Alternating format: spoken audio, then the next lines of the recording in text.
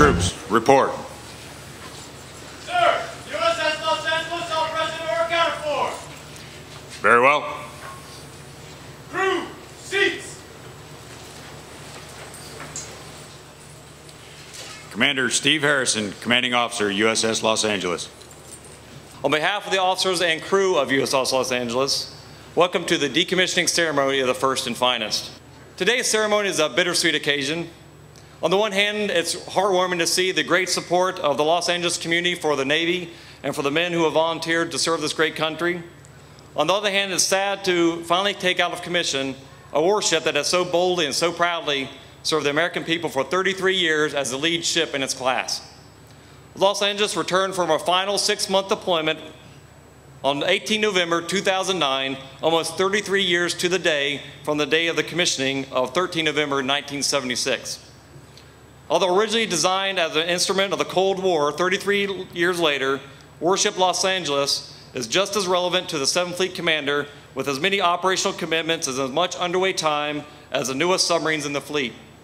This incredible longevity is a testimony to the ingenuity of American leadership, engineering designers, and the strong workforce who upgraded and modernized Los Angeles-class submarines to make them an essential part of the war on terror and other national policy objectives. We're privileged today to have a few speakers with us to recognize the great accomplishments of Los Angeles. To introduce our principal speaker is Captain Stan Robertson, Commander, Submarine Squadron 1. Lieutenant General James Admiral Shatinsky. I'm sorry, sir. I'm sure that doesn't happen much either. Distinguished guests, the gracious hosts of the LA Navy League, and especially the people of LA. And I think most importantly, the crews and their family members, past and present, of the USS Los Angeles. Because those of us that sail in these ships know that the marvels that they are of technology, they are mission incapable without the crews that sail in them. Thank you for coming to commemorate this historic ship on a historic day. It is my distinct pleasure to introduce our principal speaker. Rear Admiral Dugan Smith, as you can see from his bio, has held significant positions of leadership both inside and outside of our Navy, serving our country the whole time.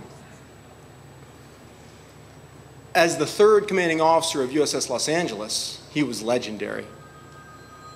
He held command for over 4 years, from February 1981, not 1781, sorry, sir, to April 1985.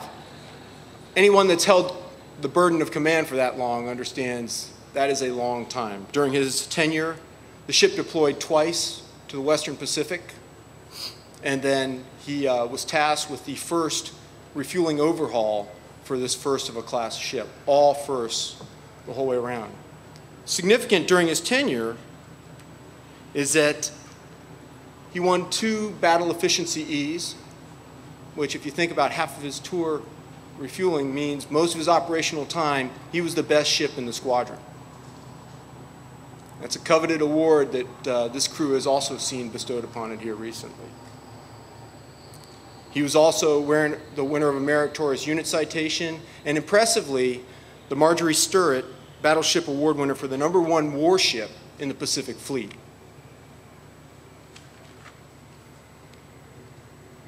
He accomplished this through extraordinary leadership. His crew revered him. I know because I got the chance to speak with a couple of them. They spoke of a man with outstanding standards, exceptional intellect, who knew how to work hard and play hard. Every day underway meant manning battle stations and a drill every day. Every weekend in port meant a wardroom party. Both worked to instill teamwork and camaraderie, which is crucial to mission effectiveness. After command of LA, when he finally got married to Lynn in Ballston Spa, New York, 5 of the 6 sword bearers spent their own money on their own time to come to his wedding. This kind of personal bond is the surest sign I know of an honored leader. Accordingly, it is my great honor to introduce Rear Admiral John Dugan Shipway, 3rd Commanding Officer of the 1st and Finest, USS Los Angeles, SSN 688.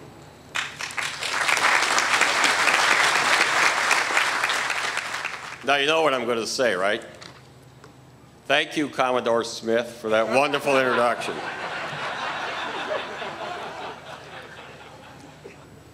Welcome. First, let me say really how pleased I am to be here with you today.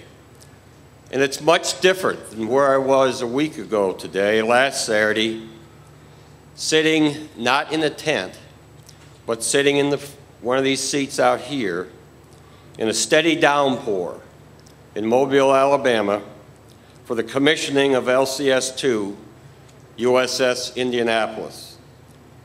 The crew was standing ready in the pouring rain to be the first to lead this vessel in harm's way. But first, there were several speeches, and then the formalities of placing the ship in the commission, as we'll see the decommissioning ceremony a bit later. Finally, after the ship sponsor spoke those long-awaited words, officers and crew man this ship and take it to life. The first crew of Independence quickly moved from the shore to the ship, and Independence joined the ranks of commissioned vessels in the United States Navy. It was a great Navy day. This is a great Navy day as well. And let me pause now and go back a few years. What starts a great ship and a great heritage of ships is that initial first crew. Think back to 1973.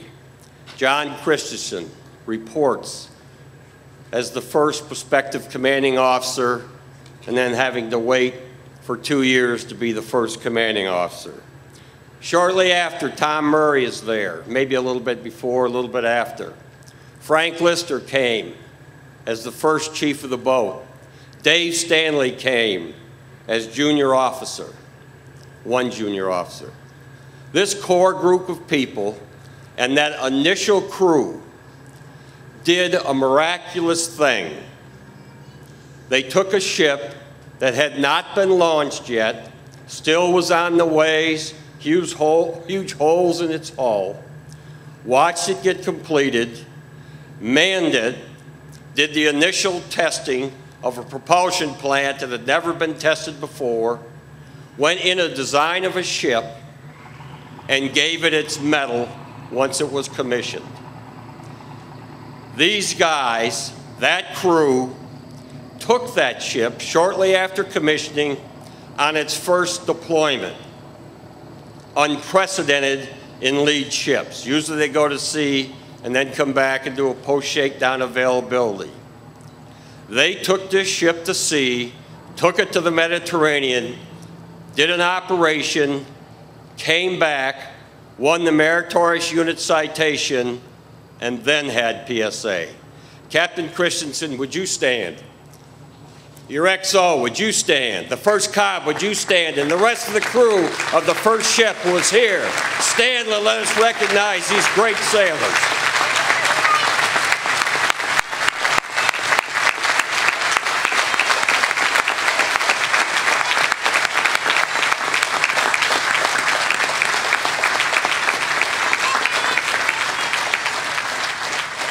I'm not sure they wanted to sit down. I think they wanted to stand up and keep telling sea stories, as I heard them saying last night as we had a little reception. This is a great Navy day. We've come together to remember USS Los Angeles upon the completion of a long and clearly successful life as a commissioned ship. 33+ years, 18 deployments around the world. Thousands of officers and sailors took this ship to sea. Many were involved in the arduous shipyard availabilities, but all focused on one core mission: to set the bar extremely high for the tens of Los Angeles-class submarines who would follow her into service, into commissioned service, these past 3+ decades. We're here today to say to this crew, this chief's quarters, this wardroom, and to your last commanding officer, you and your predecessors have done just that. A magnificent ship has had a full and successful life in our Navy. Now let me jump back a few decades. I took command of Los Angeles in January or February 1981 and remained a skipper until April '85, the best 50+ months of my life. Some good days, some bad days, but the best 52 months of my life. Let me take you down my memory lane of Los Angeles. When I took command of LA, there were either 3 or 4 688 class ships in Pearl Harbor. Los Angeles, Omaha, Bremerton, and I believe Indianapolis had just got there. And already, Los Angeles was leading the pack under the leadership of my predecessor, Ralph Beadle. He earned a meritorious unit citation. He earned battle ease. And then, a short 2 months later, this green CO, Dugan, departed Pearl Harbor on my first of several deployments away from the submarine base. I was ready to go. 6 hours later, I wasn't quite so sure. As they said already, I established a practice of shortly after getting underway to submerge the boat, get to test depth, then run the ship through extreme depths using maximum angles, basically 30 up and 30 down. For all my years at sea, we never went to sea when we did not do this exercise. Well, on this first dive, heading west for deployment, hotshot Dugan, here we go. First deep dive. An emergency report was heard. Fire in the forward electronic spaces. The forward end of the upper level compartment started to fill with smoke. And I thought, so much for the green CO, I'd be out of a job in a day or two. Fortunately, the source of the smoke was quickly found and extinguished. Chicken being baked in the oven, the juices spilled out at an angle, catching on fire in the oven exhaust system dumping into the electronic spaces. Dugan's career was saved. And forever after that, we had sliders for lunch the day we got underway and not greasy chicken. Now, as the Commodore has said, I had this regiment of manning battle stations for a half hour at noon every day except Sundays. We got very good at it, often having the whole ship manned in less than a minute or two. Except one day, they did it in 10 seconds. The new crew was screwing with the new commanding officer because they all were there before we announced it. Now, over that 6-month period, we became really highly tuned in preparing our submarine for battle. Yes, I did hear grumbling of, why do we have to do this every day? My response was, it's our core reason for being at sea, being ready to fight. I then challenged my wardroom in the chief's quarters to devise training events that could be held locally throughout the ship each day with the engineers, the damage control tech parties, radiomen, sonarmen, torpedomen, other rates, just to improve our readiness a little bit each and every day. They responded magnificently, including one day, to my surprise, when a nuclear machinist mate reported to the control room from back in the engine room with a steam suit on during battle station. The nukes were getting into it too. Now came the best part. After returning to Pearl in the late fall, after being away for 6 months, it was our turn to shoot exercise torpedoes on the range off Kauai. Of course, our squadron leaders wanted us to go to the attack center at Nasty Pack, or the Naval Submarine Training Center Pacific, for 5 days of workup. I said, no, we're ready. We don't have to get ready. We already are ready. Of course, I still was the green CO. The Commodore was my boss, nearly as wise as Commodore Robertson sitting behind me. Said, okay, we'll go for 3 hours one day, and that's all. So we went up to the trainer. We did okay. So the squadron dogs, they're up there, and they're saying, yeah, okay, if you want to go shoot yourself in the foot, go ahead and shoot your torpedoes. So we're off to Kauai with 9 exercise torpedoes. Next, the selection was, well, who's going to shoot them? Who's going to be the attack officer? Well, the answer was simple as far as I was concerned. I'd do one, the XO would do the second one, and junior officers would shoot the next 7. And they did. After completing our exercises on the torpedo range, we returned to Pearl a few days later, having successfully launched all 9 weapons. All 9 hit. 4 we would steer around after they passed the target for a second hit, and 1 we were even able to steer for a 3rd hit. 13 or even 14 for 9. Not a bad score.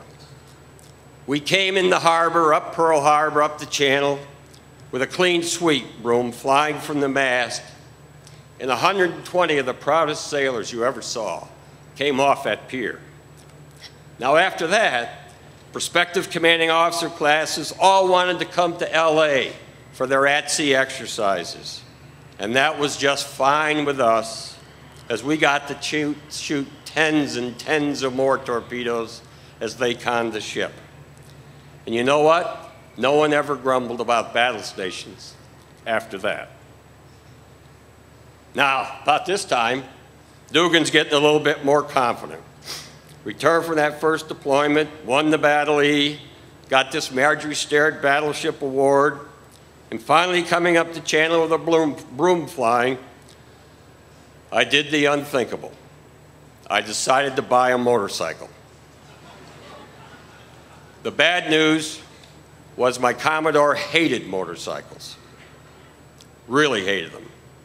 Well, the good news was I took a motorcycle safety course before I started driving the motorcycle and told everyone about it. The bad news was I couldn't pass the Hawaii motorcycle license course. The good news was I had one already from New York State because you didn't need a special exam there. So now look at this. Here's this young commanding officer, came to work on a motorcycle, parked right at the brow, black hair everywhere, thin, 175 pounds, and then after work, driving up to Lockwood Hall in his whites and parking in the only CO spot directly in front of the door to go into the clean sweep for happy hour. It just doesn't get any better than that. A fired up crew, a great ship, and some would say a bit of a wild man as the CO. Richard Gere, eat your heart out. So I'm going to talk about just a minute for my old crusty chief of the boat, Master Chief Dick Taltavold. He was the only cob I had. We took our ship from the west coast of the United States to the east coast of Africa, and from below the equator to above the Arctic Circle. He was my cob for the entire 50-plus months I was in command. I want to say again what I spoke at my change of command when I departed Los Angeles, and I quote, "I didn't need another one. I had the best cob on the waterfront," unquote. And I add today, even if he did often just shake his head at what I was doing. Dick, I know he's back in Hawaii, but thank you for all you did to make my command tour successful. 1985, our Navy had 577 commissioned ships. Today we have 283. Our Navy manning, 570,000. Today, 332,000 officers and enlisted. Our submarine force has changed. Then, 38 SSBNs, including only 5 Ohio-class submarines. Today, 14 Ohio-class SSBNs and 4 more have been converted in our SSGNs. Then, there were 95 attack submarines, including 31 688 class, 37 637 or Sturgeon class, and 4 diesel-powered boats, Darter, and the three Beeb girls, Blueback, Barbell, and Bonefish. Today, 54 SSNs, 45 the Los Angeles class, 3 Seawolf, and 6 Virginia. Now I digress again. When I left Los Angeles, I became an acquisition professional and participated in the construction of the last 20 Los Angeles class ships, all 3 Seawolves, and was at the first meeting on a Saturday in January 1991, where the initial characteristics of the now Virginia class were first written down. There is life after sea, even for a wild man CO. So submarines have gone from 130 to about 70, but the world has changed the last quarter century as well. Then we were at the height of the Cold War. The Russians were fighting in Afghanistan. There were no nuclear arms control treaty in effect between the US and the USSR, and Russian submarines were patrolling around the world, including the Gulf of Mexico. They were the dominant enemy.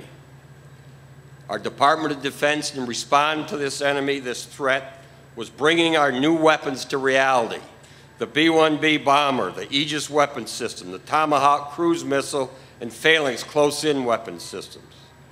Clearly, the world is different today than 25 years ago. These 2.5 decades have seen the fall of the Berlin Wall, and with it, the fall of many Eastern European communist governments, and eventually the dissolution of the Soviet Union in 1991. We have seen a marked shift in our relationship with the Soviet Union and subsequently the Russian Federation, particularly through arms control initiatives. We are much further away from a nuclear weapon exchange today than 3 decades ago. Now, of course, there are new emerging threats on our plate: asymmetric warfare challenges, terrorism, and the emergence of the sleeping giant, China. But I feel, all in all, we're in a better place than 25 years ago. But I walk back next to the ship today, 25 years later, almost everything has changed. Not just things in the rest of the world, but within the ship as well. Rear Admiral Paul Sullivan was ComSub PAC in 1995. And I saw him last week, and I told him I was coming out here, and he gave me this thought. He says, Dugan, I'm quoting, Dugan, when I looked at LA in 2005, it looked the same from the pier as when the first 688s came to Hawaii all those years ago. But inside, everything is changed, unquote. Think about it. None of the electronics that were in the ship when it first deployed for the first time 32 years ago are installed today. But after all this change in the world and with technology, one thing has not changed: the quality and dedication of the officers and men who sail on Los Angeles. 33 years of them. And you, this crew sitting here today, the honor guard on the other side, you are the last. Because of what you and those who served before you have done, the spirit of Los Angeles will live long after this ceremony. 18 deployments, 17 in the Pacific, 8 meritorious unit citations, 1 Navy unit citation, the Marjorie Sterrett Battleship Award, and an 8-time winner of the Battle E, the top ship in the squadron. Now let me close with this final thought linking last Saturday to today. USS Independence, LCS-2, started her commissioned service last week. I sincerely hope that 25 to 30 years from now, a similar occasion will occur at her decommissioning ceremony, a ship being lauded for just a magnificent career.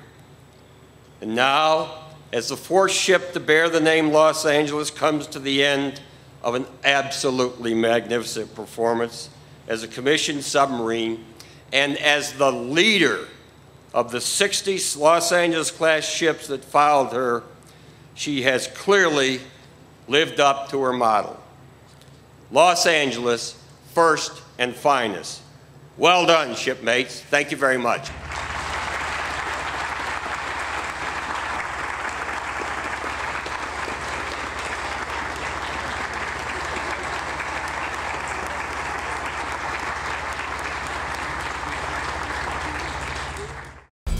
(1902), the dawn of a new century. With the support of President Theodore Roosevelt, the Navy League of the United States is formed to provide a powerful voice for strong sea services, which are vital to the nation's liberty and prosperity. The Navy League is the most dedicated civilian advocate for the U.S. Navy, Marine Corps, Coast Guard, and U.S. flagged merchant marine. The need for a strong, vital sea service, recognized by Theodore Roosevelt in 1902, is no less today. The challenges facing our nation have never been greater. More than 100 years later, the Navy League continues to answer the call. Your support makes a difference to our men and women of the sea services who serve today and will serve tomorrow in support of American sea power. As one Secretary of the Navy said, "The sun never sets on the Navy League."